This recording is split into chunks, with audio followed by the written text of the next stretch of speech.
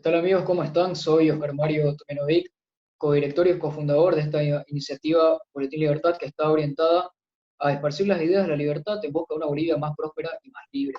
El día de hoy me encuentro con igual cofundador y codirector de esta iniciativa, Israel Suárez. ¿Qué tal Israel? ¿Cómo estás? Hola, Oscar Mario, un gusto hablar con vos. El día de hoy nos hemos propuesto realizar un análisis, tanto jurídico como político, de un tema que ha suscitado bastante interés por parte de la sociedad civil en los días recientes, en los últimos días. El tema en cuestión que ha acaparado tanta atención es un decreto supremo que ha, bueno, promulgado este gobierno, que viene a querer regular ciertas informaciones, ciertos bulos, y, y bueno, esta medida se puede decir que atenta contra la libertad de expresión de las diferentes personas, de los diferentes individuos. Si bien no vamos a dar un juicio a priori, nos vamos a dedicar a dividir y extender este tema desde un enfoque tanto jurídico como político. ¿Con qué objetivo? Con el objetivo de que nosotros podamos llegar a las conclusiones lógicas y evidentes que puede tener este accionar, para ver si de alguna manera es legítimo o más bien al contrario, constituye una amenaza contra la libertad. En reflexiones anteriores, ya advertíamos de que puede surgir una amenaza autoritaria y que ésta se encontraba en efecto a la vuelta de la esquina, esperando poder surgir en cualquier momento. A día de hoy, y como vamos a poder evidenciar más adelante, esta amenaza ya es una realidad, deja de ser una amenaza y se materializa como algo que nosotros podemos evidenciar y que de manera evidente va a influir en nuestras vidas. Eh, Querido Israel, si pudieras comentarnos acerca de qué implicaciones jurídicas viene consigo, lleva consigo este decreto supremo, es legítimo, qué implicaciones tiene, de qué manera nos afecta, si nos pudieras dar más detalles, por favor. Claro que sí. Haciendo alusión a lo que dijiste, es verdad, hace 3 semanas aproximadamente, casi un mes, nosotros en una reflexión la cual vos fuiste el autor, sostuvimos, ¿no?, que los riesgos autoritarios estaban cerca, estaban a la vuelta de la esquina y que iban a estar amparados supuestamente en el tema de la salud debido al coronavirus. Y como vos decís, bueno, hoy en día podemos ver que es una realidad, más aún con este decreto supremo. Bueno, el decreto supremo 2341, si no me equivoco el número, establece lo siguiente. Dice, bueno, la disposición adicional única dice que se modifica en el parágrafo 2 del artículo 7 del decreto supremo número 4199 de marzo del 2020, el parágrafo 2 del artículo 13 del decreto supremo número 4200 el 25 de marzo del 2020. Con el siguiente texto, que les leeré a continuación. Dice, las personas que inciten el incumplimiento del presente decreto o difundan información de cualquier índole, sea escrita, impresa, artística y o por cualquier otro procedimiento que pongan en riesgo o afecten la salud pública, generando incertidumbre en la población, serán pasibles de denuncias por la comisión de delitos tipificados en el Código Penal. Bueno, hay que aclarar que un decreto supremo, bueno, es emitido por una autoridad ejecutiva. En este caso, el presidente del Estado Plurinacional de Bolivia. Ahora, conforme al artículo 410 de la Constitución Política del Estado, que establece una jerarquía normativa, los decretos supremos están por debajo de la ley. Ahora, los delitos se encuentran tipificados en el Código Penal boliviano. La ley es sancionada, derogada, modificada, abrogada, creada por la Asamblea Legislativa, conforme al artículo 145 de la Constitución Política del Estado, que le establece esa atribución y esa competencia. ¿Qué quiere decir? Que la Asamblea Legislativa es la encargada de sancionar las leyes, de sancionar estos delitos. Un decreto supremo sí podría imponer tal vez sanciones de tipo administrativo, pero no podría imponer sanciones penales. Porque si vos lees bien el artículo, dice las personas que inciten el incumplimiento del presente decreto y lo que leí con anterioridad, de cierta forma está aplicando verbos rectores, verbos rectores del delito. ¿Qué quiere decir? Que está explicando que cualquier conducta que se subsuma a ese hecho será pasible de delitos penales. Entonces, aquí hay una clara inconstitucionalidad. ¿Por qué? Porque el atribuir conducta que posterior a su hecho sos pasible de algún delito tipificado en el Código Penal, solo es atribución de la Asamblea Legislativa y los delitos se encuentran en la ley. Y un decreto supremo no puede ir en contra de la ley, porque una ley es superior a un decreto supremo. Entonces, un decreto supremo contrario a la ley, y de por sí sería contrario a la Constitución, porque la Constitución te establece que la ley está por encima del decreto. Ahora, tenemos que entender que el derecho penal es de última ratio. ¿Qué quiere decir? Que se debe aplicar en última instancia. No es para aplicarlo a la rápida. ¿Qué quiere decir? Que primero se tienen que buscar otros mecanismos jurídicos con los cuales se puede evitar ciertos tipos de conducta y ya, bueno, en el caso más feo, vengamos a decirlo así, ya recién aplicar el código penal. ¿Por qué? Porque, bueno, la gran mayoría de las conductas que se encuentran tipificadas en este código te hacen pasible de una privación de libertad de cierto lapso de tiempo. Entonces, por eso es que tiene que ser de última ratio, o sea, de última instancia, no a primera instancia. A pesar de que este decreto, de cierta forma, si lo entendés bien, está implicando que cualquier noticia que sea contraria supuestamente a lo que se emite el gobierno, porque si estás diciendo que va a generar incertidumbre, entonces, ¿cuál genera certidumbre? ¿Quién establece qué es la verdad o qué no es cierto? ¿Y quién va a establecer que lo tuyo está generando incertidumbre? El gobierno. Entonces, esto, a su vez, es un atentado y será un atentado a la libertad de expresión de las personas.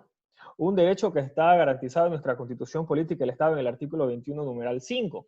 A pesar de estar garantizado en el Pacto de San José de Costa Rica en su artículo 13, en el artículo 19 del Pacto de los Derechos Civiles y Políticos y en el artículo 4 de la Declaración Americana de los Derechos y Deberes del Hombre en 1948. Tratados de derechos humanos, los cuales forman parte del bloque de constitucionalidad. ¿Qué quiere decir? Que son a la par de la Constitución estos tratados en derechos humanos. Entonces, este decreto, a pesar que es contrario a la ley y a las normas superiores, viene a atentar a futuro contra derechos consagrados tanto en la Constitución como en los tratados internacionales. Entonces, claramente es una amenaza que ya se encuentra latente para las libertades de las personas, una amenaza autoritaria, como habíamos sostenido en las reflexiones anteriores. Ahora, en las noticias salió el ministro Yerko Núñez hablando que, bueno, los periodistas son los únicos que van a estar exentos de esta penalización. ¿Qué quiere decir? Que, bueno, los periodistas no van a ser pasibles de denuncia penal en caso de no generar supuestamente una incertidumbre. Ahora, como ya había mencionado, los delitos y las conductas se encuentran en este código, en el Código Penal Boliviano.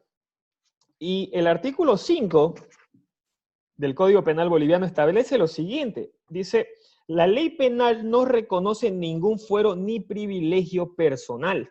¿Qué quiere decir? Que todos los delitos o las conductas pasibles a este hecho punible son para todos los ciudadanos y para todas las personas que están dentro del territorio boliviano. No puede haber excepción. Si no, volveríamos 500 años atrás cuando los soberanos legislaban y gobernaban, pero la ley nunca le alcanzaba a ellos, no volveríamos a legibus solutus. Entonces, si vos analizás profundamente este decreto, tiene muchas contradicciones. La primera es que un decreto no está por encima de la ley. La segunda es que un decreto no puede tipificar conductas de tipo penal. La tercera, que tampoco es atribución del presidente establecer este tipo de conductas ni establecer este tipo de sanciones. No es de su competencia. Y el tipo de excepción que se plantea también es contrario a la ley. Y como lo había dicho, conforme al 410 de la jerarquía normativa, que dice que un decreto está por debajo de la ley, entonces al incumplir eso es un decreto totalmente inconstitucional. Entonces, ese es todo el análisis jurídico de este decreto supremo, ¿no? Que carece sinceramente de legalidad, porque va contrario a la ley y bueno, carece de constitucionalidad porque va contrario a la Constitución. Entonces, eso es todo lo que yo puedo explicar respecto a este decreto desde un punto de vista tanto jurídico y un poco político por ciertos puntos, pero ahora que ya te he explicado eso, me gustaría que des tu opinión ya en el ámbito político, ¿no? Porque siempre como vos explicaste que íbamos a hacer este análisis tanto de tipo jurídico y político, siempre tiene que haber esa unión y esa correlación para poder dar así a todas las personas que nos siguen y que nos escuchan una explicación más profunda. Sin duda alguna, como vos ya bien lo mencionabas, me parece que sería un análisis totalmente incompleto si nos abocáramos netamente a lo político, dejando de lado lo jurídico.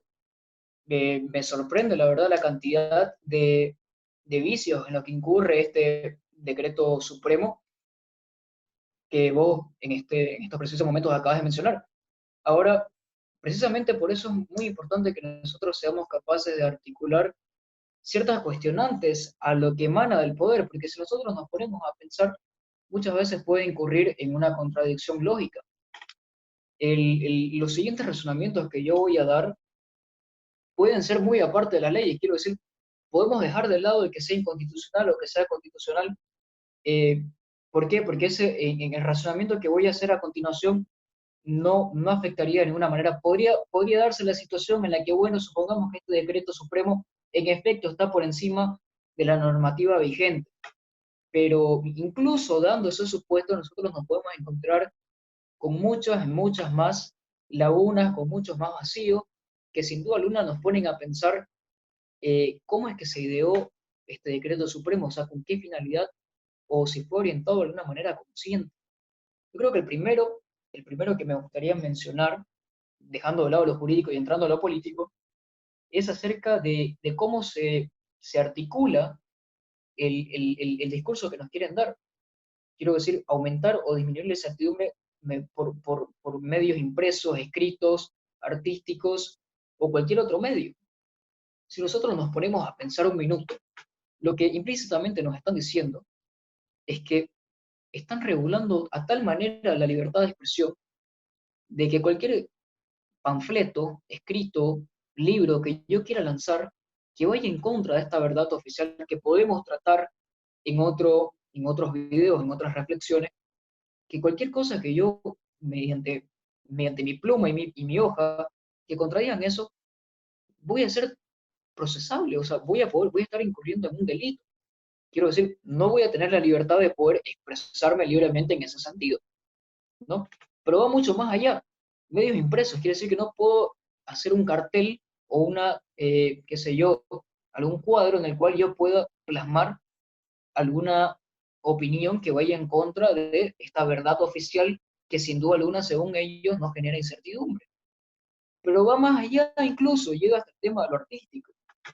Y si nos ponemos a pensar artísticamente, yo puedo hacer una pintura y sin duda alguna si genera incertidumbre, véase lo extraño que lleva a ser este razonamiento. Si yo hago una pintura que llega a generar incertidumbre acerca de esta realidad, es un ejercicio mental muy complicado, muy elaborado, por así decirlo. Yo estaría cometiendo un delito. Incluso podríamos decir que un meme, en este caso, podría ser sancionable, porque un meme podría incitar a que haya más incertidumbre. Dentro de las personas puede que despierte incertidumbre. Por lo tanto, estamos normando incluso cosas tan sencillas como un meme, como un cuadro, como una pintura, como un libro. Sin duda alguna estamos cometiendo un retroceso histórico de varios siglos. Pero pasemos a otros puntos. En este caso, bien mencionado Israel, que quedarían libres de toda responsabilidad los periodistas. Pero nuevamente, si nosotros nos ponemos a realizar un análisis lógico, damos cuenta de que eso no tiene ningún tipo de sentido. Quiero decir, ¿cómo nosotros establecemos que una persona puede realizar una consulta médica? En la medida en que esa persona cuenta con una licencia médica, ¿no? ¿Cómo establecemos que una persona es hábil para dar una consultoría jurídica? En la medida en que esa persona tenga un diploma, un grado en leyes. Pero ¿cómo establecemos que una persona es periodista? Quiero decir, existen muchos periodistas independientes que no cuentan con un título en periodismo.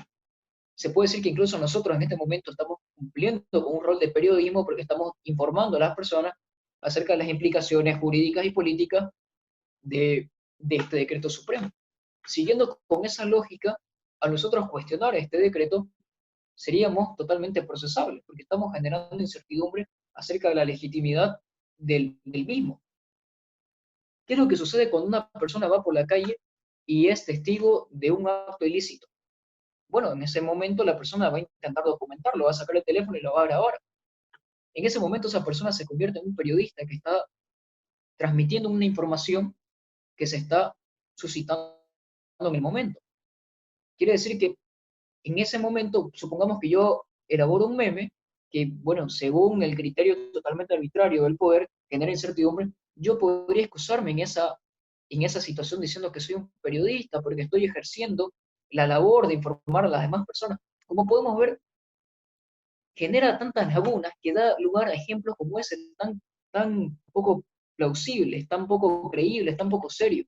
Entonces, como podemos ver, este decreto sin duda alguna tiene muchísimos errores sin tener en cuenta sus implicaciones en cuanto a la libertad de las personas, en cuanto a la libertad de expresión.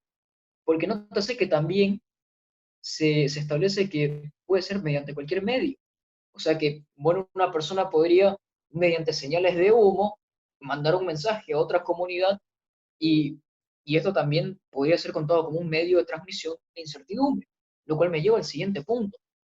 Uno de los más grandes aportes de la economía austríaca, a mi parecer, es que dejan en claro que nosotros nos desenvolvemos en un mundo de incertidumbre total. No vivimos en un mundo, en una economía de giro uniforme en la cual toda incertidumbre ha sido erradicada porque toda la información está dada, toda la información es conocida al 100% por todos los actores.